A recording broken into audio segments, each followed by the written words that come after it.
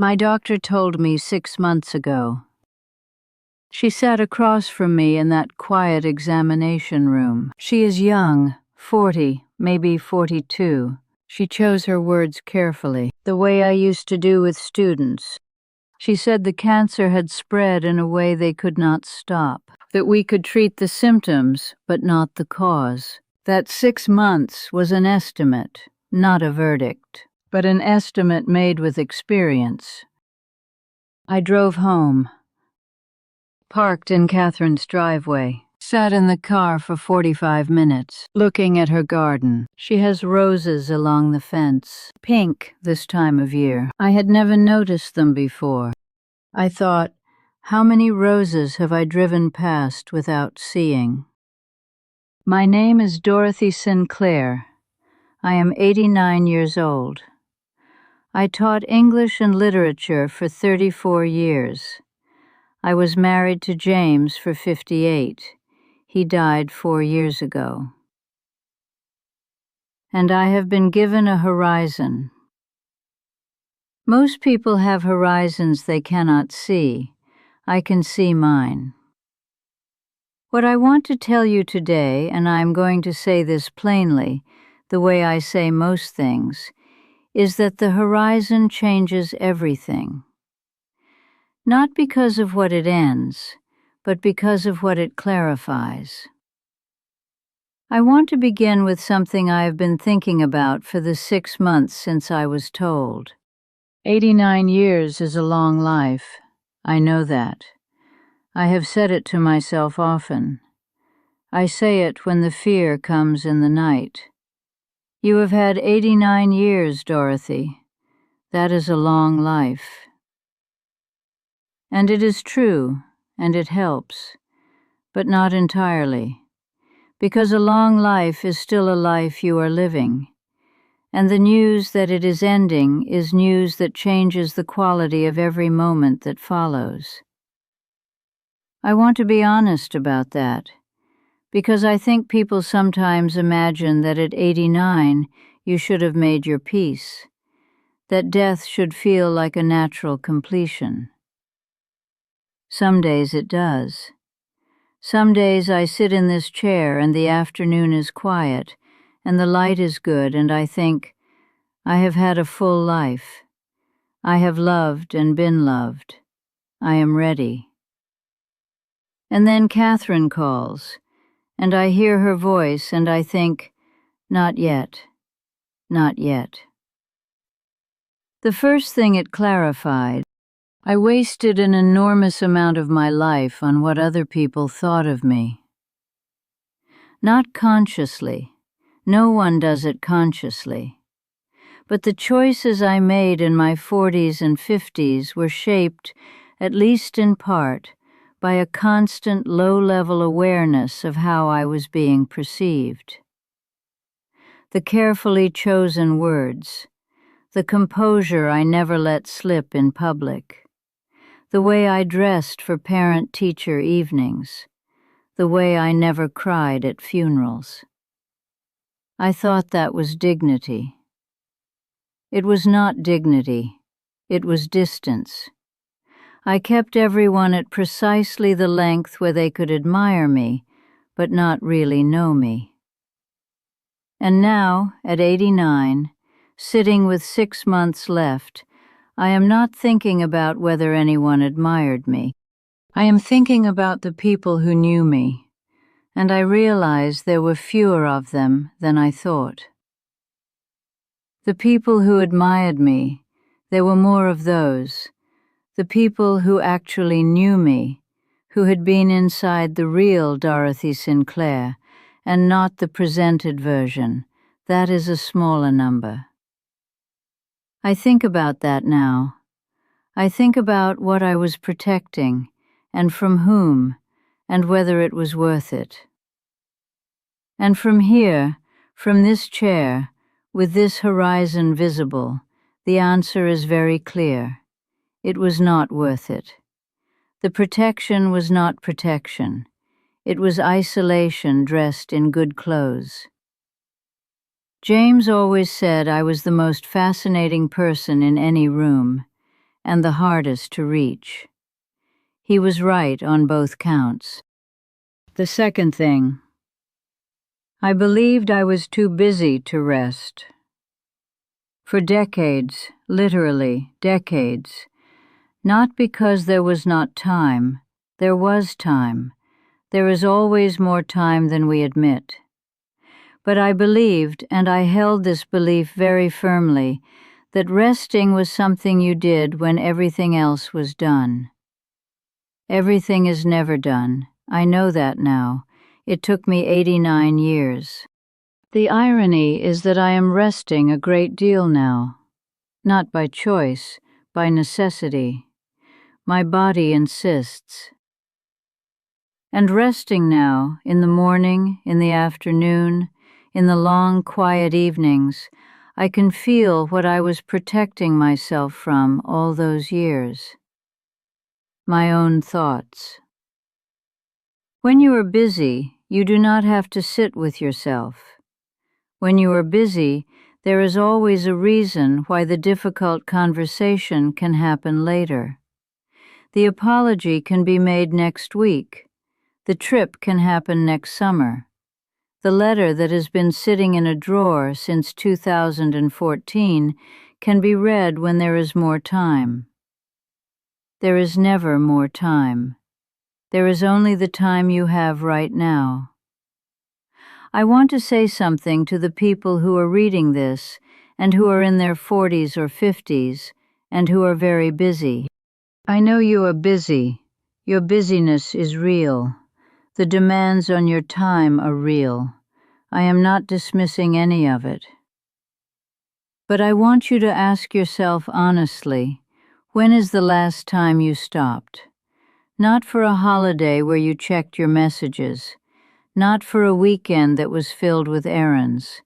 Actually stopped, sat still, let the thoughts come. If you cannot remember, that is important information.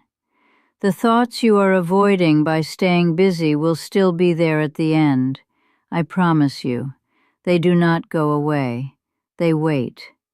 And it is better to meet them now, in the middle of your life, when you still have time to do something about them, than to meet them at the end, as I am meeting them now. The third thing. I thought love was a thing you secured, not a thing you tended. I love James deeply, there is no question of that. He knew it, I knew it. But so much of what I did with that love was assume it was settled, like a mortgage that was paid. Something you could point to and say, yes, that is where the love is, done. Love does not work that way. I know a couple, neighbors of Catherine's, who have been married 41 years. I watched them in the driveway yesterday morning. He was backing the car out. She knocked on the window. He rolled it down. She handed him a coffee in a travel mug and said something. He laughed. She touched his face, just for a second. That is what love looks like when it is tended. James and I had that, in patches, in the beginning, in the last few years. In the middle, we were too responsible, too organized, too busy managing a life to live in it. I did not understand that then. What I understand now is that the love itself is not in question. The love was always there. What was sometimes missing was the daily expression of it, the small, present, unhurried attention to the person in front of you, the coffee in the travel mug, the face touched for a second before reversing out of the driveway. Those things, those ordinary, unremarkable things. That is where a life lived together actually lives. The fourth thing. I taught my children to be capable. I should have also taught them how to fall apart and be okay. Catherine handles loss brilliantly. She manages, She organizes. She does not ask for help unless there is absolutely no other option. I know where she learned that. William has struggled in different ways. He went quiet after his father died. Too quiet. The kind of quiet that has weight to it. Neither of my children saw me grieve properly when my own mother died. I cried once, alone, in the bathroom, dried my eyes, came out, made dinner. I thought I was holding it together for them. I was, instead, teaching them that feeling things was something you did privately, quickly, and then you got on with it. I think about that now. What do our children learn from watching us grieve? What do they learn from watching us struggle? What do they learn from the way we handle the things that break us? They learn whatever we show them, not what we tell them, what we show them. And if what we show them is that difficult feelings are to be managed and hidden and gotten past quickly, that is what they will do with their own. I think my children would have been better served by a mother who cried at her own mother's funeral, who sat with them in the grief rather than organizing it away. I did not know that then. I know it now. The fifth thing. I held grudges with a precision that should embarrass me.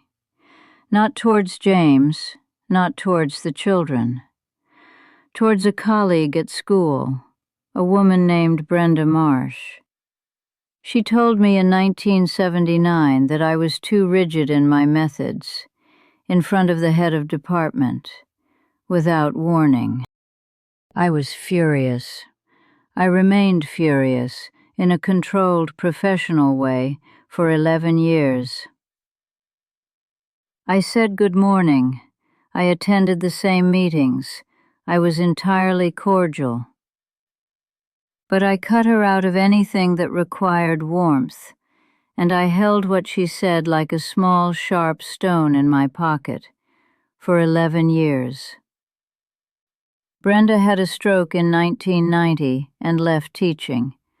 I saw her twice after that. The last time I saw her was 2003. She was at a retirement dinner for a mutual colleague. She was in a wheelchair. Her speech was slow. She looked at me across the table and said, "Dorothy, I always thought you were wonderful." I held a stone against a woman who thought I was wonderful. For 11 years. Let the stones go, all of them. They cost more than whatever started them. Brenda died in 2009. I attended her funeral. I stood at the back and I thought about those 11 years, about what I had chosen to carry, about what it had cost me. Not her, me.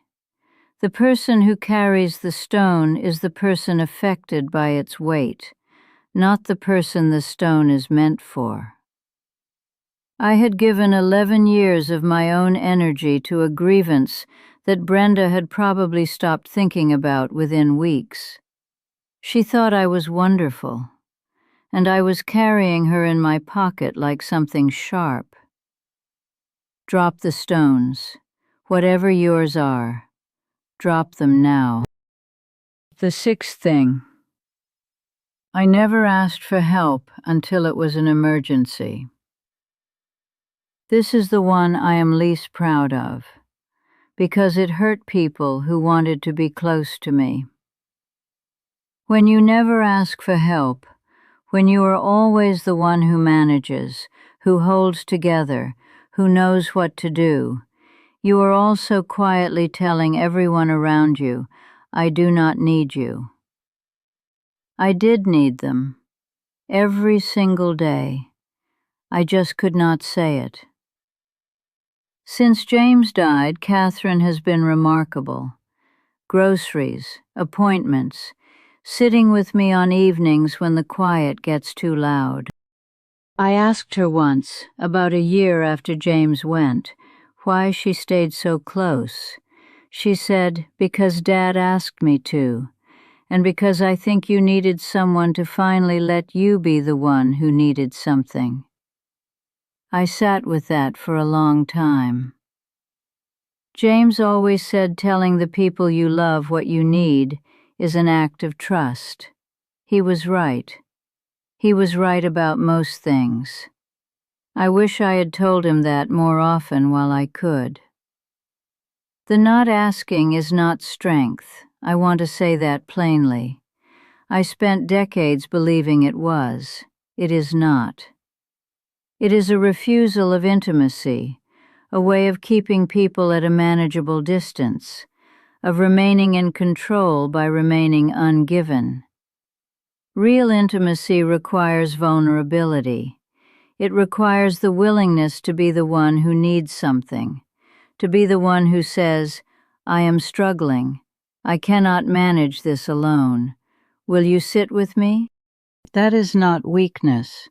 That is the bravest thing I know how to ask for, and I spent most of my life unable to ask it. 6 months is a strange kind of gift. I do not say that lightly. There is fear in it. There are nights I lie awake and the fear is very present.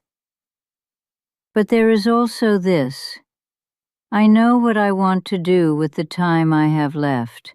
I know which conversations I want to have, which ones I need to have, which hands I need to hold. Most people do not have that clarity. Most people live as if they have all the time in the world. I know that because I was one of them. If you are watching this and you do not have a horizon you can see, what are you waiting for? The difficult conversation, the person you have not called, the morning walk you keep meaning to start, the letter you have not sent. What is it that needs doing right now? There is a letter on my table. James wrote it on our 40th anniversary. I am going to read it today, out loud, to Catherine. I will ask her to sit with me. I should have done this years ago, but I am doing it today, and that is something. If something in what I said stayed with you, leave me a comment. Tell me what it was. I read every word. And if there is someone in your life who is wasting the time they think they have, send this to them. Not to worry them, just to say, there is still time, but it is not infinite. Go live it.